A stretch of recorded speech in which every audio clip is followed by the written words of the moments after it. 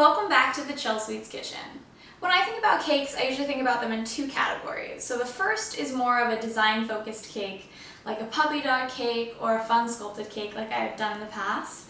But there's also flavor-focused cakes, and that's what we're doing today. So today we are making from scratch a caramel drip cake. So it doesn't look like much yet because we still have to make every component of this cake, but it's going to be just the cutest little caramel drip cake. So to make it, we're going to be using my favorite vanilla layer cake recipe, but we're going to be making a slightly smaller batch of it. So that's going to allow us to make 3 6-inch cake layers. We're also going to be whipping up a batch of caramel from scratch. And I know that might seem a little bit intimidating, but I promise it's super easy to do, you're going to see. And once you've done it, you'll never go back to using store-bought caramel. We're then going to use that caramel to make a batch of caramel buttercream. We're going to add a bunch of that caramel between the cake layers and of course to decorate the cake with a drip. I'm going to start off first by making the caramel because we need it to have time to cool before we incorporate it into all those different elements. To make our caramel, I have a pot here that's heated to a medium-high heat, and I'm adding in a portion of my granulated sugar. Before I add in any more sugar, I'm going to let this dissolve and liquefy. Doing this in stages helps the sugar melt more quickly and you won't get as many clumps, so I highly recommend doing this in stages. Once the sugar seems like it's fully dissolved and it begins to turn that beautiful amber color, you know that your sugar is ready to go. At this point in time, I like to turn the heat off and slowly add in my butter. It's important that you add your butter in slowly and that it's at room temperature to help minimize the amount of bubble up that's going to happen. Slowly the butter will become fully incorporated with your sugar mixture, and once you get to that point where it's not bubbling anymore and it's smooth again, then it's time to add in the pinch of salts and of course a little bit of heavy cream. So it'll take a little bit of stirring to get that heavy cream incorporated throughout the mixture, but it will come together, I promise. So our caramel is all ready to go, but it's still very thin. So it's cooled down enough now where I can put it into my plastic bottle. If you're worried about this or you don't have a plastic bottle, you could always put it into a heat-proof bowl. But today, since this seems like it's cooled enough, I'm going to pour it straight into here. Ooh, and try to not get it all over my counter.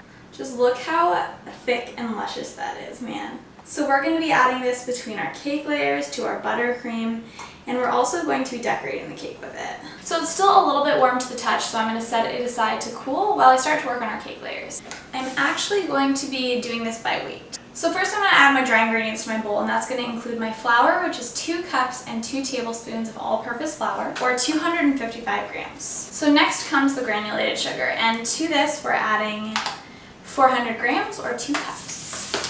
I really love to use the scale when it comes to my sugar and my flour, just because sugar is actually not that hard to measure, but flour, a lot of people actually end up packing too much flour into a measuring cup when they're doing it by volume.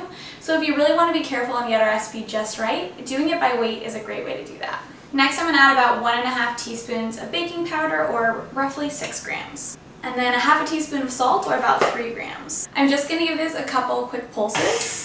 So just mixing my dry ingredients on a low speed to get everything blended together. So I'm adding 1 1/3 sticks of unsalted butter into my dry ingredients, and I'm going to mix it on a low speed until the mixture just starts to look like, kind of like sand or a little bit crumbly. Next I'm adding 2/3 of a cup of egg whites, or about the equivalent of 5 egg whites. I'm going to give this just a quick stir on low. Once the mixture just begins to look a little bit wet, I'm going to add in my buttermilk.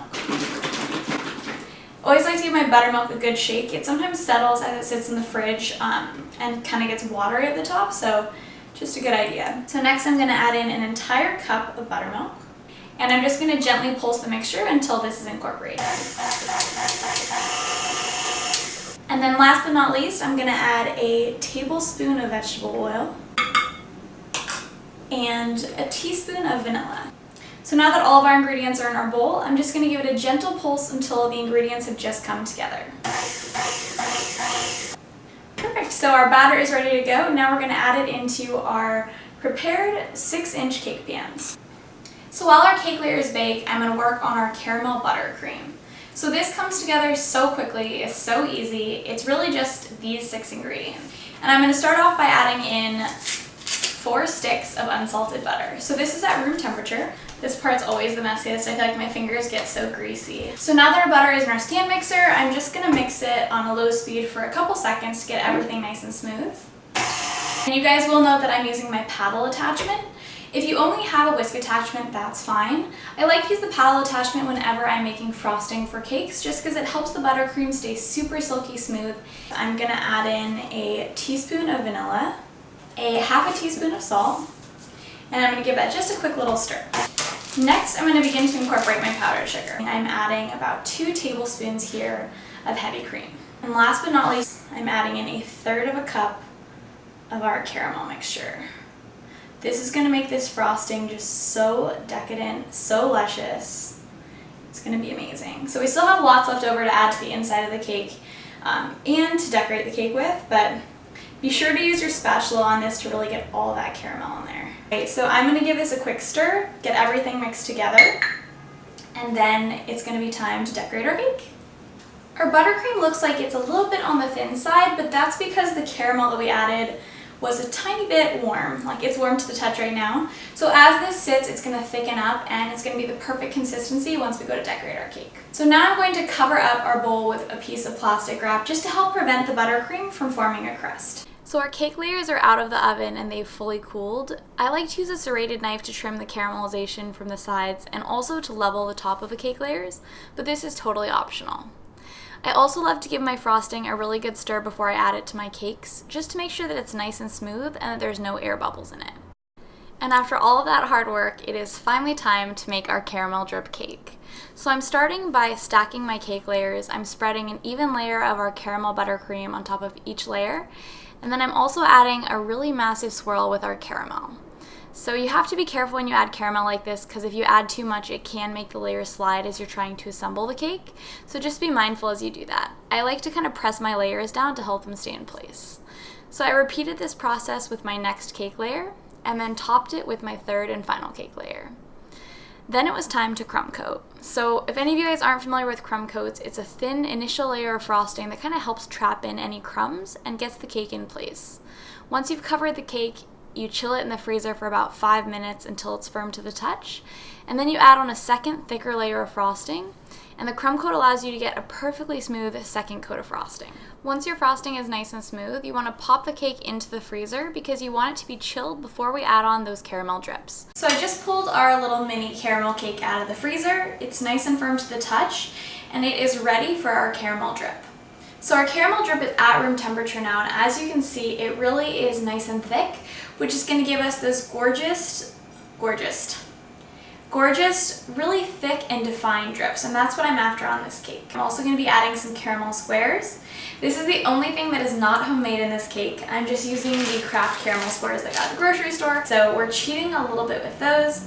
And then of course I have a little bit of sea salt here that we're just going to sprinkle on top of our ring of caramels. Whenever I make a drip cake, I always do a test drip, and I highly recommend it. It's so important to make sure that your cake is chilled enough and that your, whatever you're dripping with, whatever drip you're adding to your cake, whether it's caramel or white chocolate ganache or just regular chocolate ganache, it's really important to do a test to make sure that everything is at the right temperature to get the look that you're after.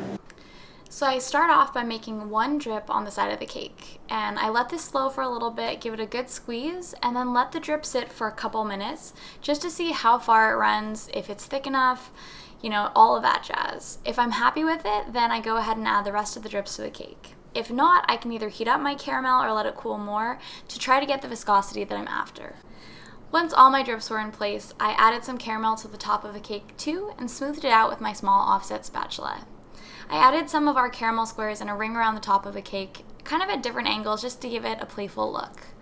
The finishing touch was a flourish of sea salt, which I sprinkled all around the caramels.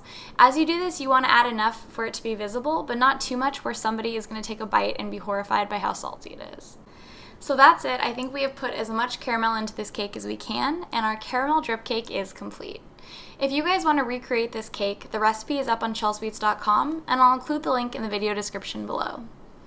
So thanks so much for watching. I hope you guys enjoyed this tutorial, and before I go, I'll definitely show you what the inside of this cake looked like. So as you can see, we have those perfect little cake layers. You can see the caramel between the layers, and you can taste it in every bite. If you guys have never made caramel from scratch before, I really hope this video convinced you guys to try it. It's totally worth it. I really swear you'll never go back to using store-bought caramel again. If you do try it, I'd love to hear your thoughts on it and how making caramel from scratch went for you. Let me know in the comment section.